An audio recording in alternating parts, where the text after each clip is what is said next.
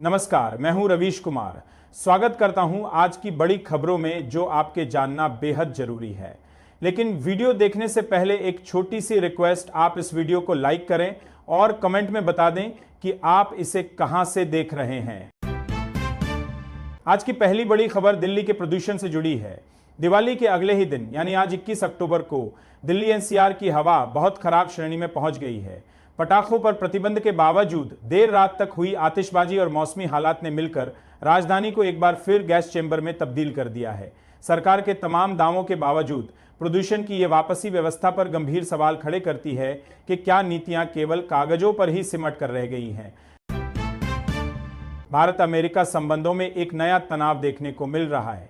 अमेरिकी राष्ट्रपति ट्रंप ने भारत को रूसी तेल खरीदने पर भारी टैरिफ लगाने की चेतावनी दी है।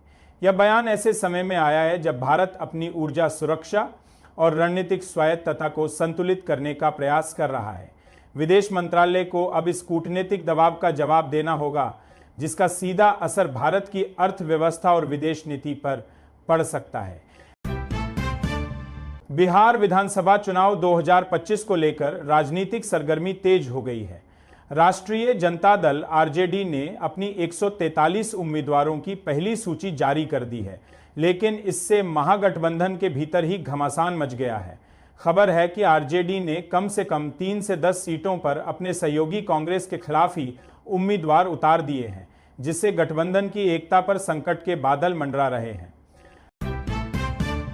बिहार में इंडिया गठबंधन को एक और बड़ा झटका लगा है। झारखंड मुक्ति मोर्चा जेएमएम ने बिहार चुनाव नहीं लड़ने का फैसला किया है। जेएमएम ने आरोप लगाया है कि कांग्रेस और आरजेडी ने राजनीतिक साजिश के तहत उन्हें दरकिनार कर दिया। इस फैसले से आदिवासी और सीमावर्ती इलाकों के वोटों का समीकरण बिगड़ सकता है, जिसका सीधा फायदा एनडीए को मिलने की आशंका है। बिहार चुनाव में बयानों का स्तर भी गिरता दिख रहा है। भाजपा नेता और केंद्रीय मंत्री गिरिराज सिंह ने एक विवादास्पद बयान देते हुए कहा कि उन्हें नमक हरामों के वोट नहीं चाहिए। इस बयान की कड़ी आलोचना हो रही है और इसे चुनावी माहौल को सांप्रदायिक रंग देने की कोशिश के तौर पर देखा जा रहा है। चुनाव आयोग ने इस बयान पर संज्ञान लेने की बात कही है। उधर राष्ट्रीय लोक जनता दल के प्रमुख उपेंद्र कुशवाहा ने भी मुख्यमंत्री पर निशाना साधा है। कुशवाहा ने महागठबंधन के दावों को खोखला बताते हुए कहा कि मुख्यमंत्री जमीन पर अपनी पकड़ खो चुके हैं। बिहार चुनाव जैसे जैसे नजदीक आ रहा है, आरोप प्रत्यारोप का दौर तेज हो गया है और असली मुद्दों की जगह व्यक्तिगत हमले लेते जा रहे हैं। बिहार में एनडीए और महागठबंधन दोनों ही महिला मतदाताओं को लुभाने पर खास ध्यान दे रहे हैं। दोनों गठबंधनों ने अपने घोषणा पत्रों में महिलाओं के लिए विशेष वादों को शामिल किया है, जिसमें आरक्षण से लेकर वित्तीय सहायता तक शामिल है। यह दिखाता है कि बिहार की राजनीति में महिला वोटर एक निर्णायक शक्ति बन चुकी हैं और कोई भी दल उनकी उपेक्षा करने का जोखिम नहीं उठा सकता। अब खबर देश की राजधानी दिल्ली की राजनीति से। दिल्ली में भाजपा ने मुख्यमंत्री अरविंद केजरीवाल के जेल से फैसले लेने के मुद्दे पर विधानसभा का विशेष सत्र बुलाने की मांग की है। भाजपा का आरोप है कि जेल से सरकार चलाना असंवैधानिक है और इससे प्रशासनिक काम ठप पड़ गए हैं। यह राजनीतिक गतिरोध दिल्ली के शासन के लिए एक नई चुनौती बनकर उभरा है। कांग्रेस पार्टी एक नए विवाद में घिर गई है। प्रधानमंत्री मोदी और उनकी मां का एक कथित एआई निर्मित वीडियो जारी करने के आरोप में कांग्रेस के खिलाफ एफआईआर दर्ज की गई है। भाजपा ने इसे निम्न स्तरीय राजनीति करार दिया है। यह घटना दिखाती है कि 2025 के चुनाव में आर्टिफिशियल इंटेलिजेंस और डीपफेक एक नए राजनीतिक हथियार के तौर पर इस्तेमाल हो रहे हैं। राजस्थान कांग्रेस में एक बार फिर अंदरूनी कलह सतह पर आ गई है।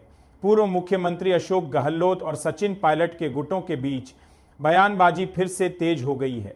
यह रार ऐसे समय में हो रही है जब पार्टी लोकसभा उपचुनावों की तैयारी कर रही है, जिससे पार्टी की जमीनी पकड़ कमजोर होने का खतरा बढ़ गया है। कर्नाटक की राजनीति में भी आरोप प्रत्यारोप का दौर जारी है। उप मुख्यमंत्री डीके शिवकुमार ने भाजपा के उन आरोपों को खारिज कर दिया है जिनमें कहा गया था कि बिहार चुनाव के लिए कर्नाटक से फंड जुटाया जा रहा है। शिव कुमार ने भाजपा से इन आरोपों के सबूत पेश करने की चुनौती दी है, जिससे राज्य की राजनीति गर्मा गई है। जम्मू कश्मीर में राजनीतिक गतिविधियां तेज हो रही हैं। बड़गाम विधानसभा उपचुनाव के लिए नेशनल कॉन्फ्रेंस और भाजपा के उम्मीदवारों ने आज अपना नामांकन दाखिल किया। अनुच्छेद 370 हटने के बाद हो रहे इन चुनावों को कश्मीर घाटी में लोकतंत्र की बहाली के लिए एक अहम कदम माना जा रहा है, जिस पर सभी की निगाहें टिकी हैं। उत्तराखंड के होटलों से एक चिंताजनक खबर सामने आ रही है। आरोप है कि लव जिहाद के डर से कई होटल अंतरधार्मिक जोड़ों को कमरे देने से इनकार कर रहे हैं। यह सामाजिक ध्रुवीकरण का एक गंभीर संकेत है, जो राज्य में पर्यटन और सामाजिक ताने बाने दोनों को नुकसान पहुंचा सकता है। स्थानीय प्रशासन फिलहाल इन खबरों पर चुप्पी साधे हुए है। राष्ट्रीय स्वयंसेवक संघ आरएसएस के प्रमुख मोहन भागवत ने एक बड़ा वैचारिक बयान दिया है। उन्होंने कहा कि प्राचीन भारतीयों ने संस्कृति का प्रसार किया, लेकिन किसी देश पर विजय प्राप्त नहीं की या किसी का धर्म परिवर्तन नहीं कराया। इस बयान के कई राजनीतिक मायने निकाले जा रहे हैं, खासकर तब जब देश में सांस्कृतिक राष्ट्रवाद पर बहस तेज है। प्रधानमंत्री नरेंद्र मोदी ने इस बार दिवाली सरहद पर नहीं बल्कि स्वदेशी विमानवाहक पोत INS विक्रांत पर मनाई। इस मौके पर उन्होंने ऑपरेशन सिंदूर की सराहना करते हुए सशस्त्र बलों की एकता को सलाम किया। प्रधानमंत्री का यह कदम रक्षा क्षेत्र में आत्मनिर्भरता और सेना के मनोबल को बढ़ाने के संदेश के तौर पर देखा जा रहा है। थल सेना प्रमुख जनरल मनोज पांडे ने भी दिवाली नियंत्रण रेखा लोकियों पर अग्रिम चौकियों पर सैनिकों के साथ मनाई। उन्होंने सेना की परिचालन तत्परता की समीक्षा की और कहा कि सेना किसी भी चुनौती का जवाब देने के लिए पूरी तरह तैयार है। ये दौरा सीमा पर तनाव के बीच सेना का हौसला बढ़ाने वाला है। संसद के शीतकालीन सत्र से पहले आज लोकसभा में 3 महत्वपूर्ण विधेयक पेश किए गए। इन बिलों में डेटा सुरक्षा और दूरसंचार से जुड़े अहम प्रावधान शामिल हैं। हालांकि विपक्ष ने इन बिलों को जल्दबाजी में पेश करने का आरोप लगाते हुए सदन में विरोध प्रदर्शन किया और बिलों की प्रतियां फाड़ी। उत्तर प्रदेश के मुख्यमंत्री योगी आदित्यनाथ ने दिवाली के मौके पर कारसफक्रम में एक दिवाली मिलन समारोह को संबोधित किया। उन्होंने अपने संदेश में समाज के हर तबके को जोड़ने पर जोर दिया। इस कार्यक्रम को अयोध्या में राम मंदिर निर्माण के बाद भाजपा की सामाजिक समरसता की रणनीति के एक हिस्से के रूप में देखा जा रहा है। भारतीय अर्थव्यवस्था के लिए एक सकारात्मक खबर है। नेशनल स्टॉक एक्सचेंज NSE के आंकड़ों के मुताबिक भारत तेजी से सेवा निर्यात सर्विसेज एक्सपोर्ट्स के लिए एक वैश्विक केंद्र के रूप में उभर रहा है। यह वृद्धि भारत के बढ़ते तकनीकी कौशल और वैश्विक बाजार में मजबूत होती पकड़ को दर्शाती है, जो विदेशी मुद्रा भंडार के लिए अच्छा संकेत है। कॉरपोरेट जगत से एक परेशान करने वाली खबर है। ओला इलेक्ट्रिक के संस्थापक भाविश अग्रवाल और वरिष्ठ अधिकारियों के खिलाफ एक कर्मचारी की आत्महत्या के मामले में केस दर्ज किया गया है। मृतक ने कथित तौर पर अपने सुसाइड नोट में कंपनी के भीतर दबाव और उत्पीड़न का जिक्र किया था, जिसने कॉरपोरेट गवर्नेंस पर सवाल खड़े कर दिए हैं। बिहार के पश्चिम चंपारण जिले में पुलिस ने चुनाव से पहले अपराधियों पर बड़ी कार्रवाई की है।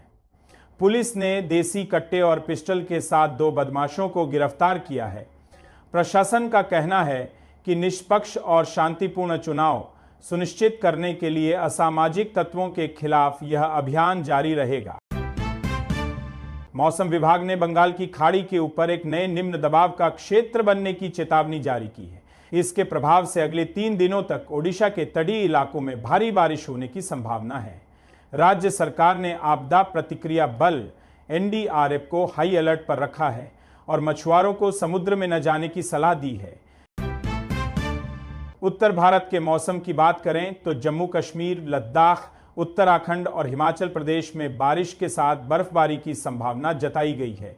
मौसम में इस बदलाव से मैदानी इलाकों में ठंड बढ़ेगी। वहीं दक्षिण और पश्चिम भारत के कई हिस्सों में भी चक्रवाती हवाओं के कारण तेज बारिश का अलर्ट जारी किया गया है। एक अंतर्राष्ट्रीय खबर, यमन तट के पास एक जलते हुए LPG टैंकर से 23 भारतीय नागरिकों को सुरक्षित बचा लिया गया है। भारतीय नौसेना ने समय पर कार्रवाई करते हुए इन सभी को सुरक्षित निकाला। यह ऑपरेशन हिंद महासागर क्षेत्र में भारत की मानवीय सहायता और आपदा राहत क्षमताओं को दर्शाता है। और आज की 25वीं खबर मध्य प्रदेश और छत्तीसगढ़ में भी अगले 24 से 48 घंटों में तेज हवाओं के साथ बारिश होने की संभावना है।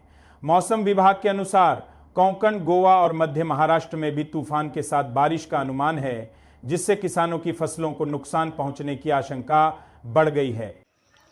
महिला के देता 10 जोड़िया हमारा मरल ए बका तोहर गोड़िया ओय हो सब भूत मांगे ओय हो सब भूत मांगे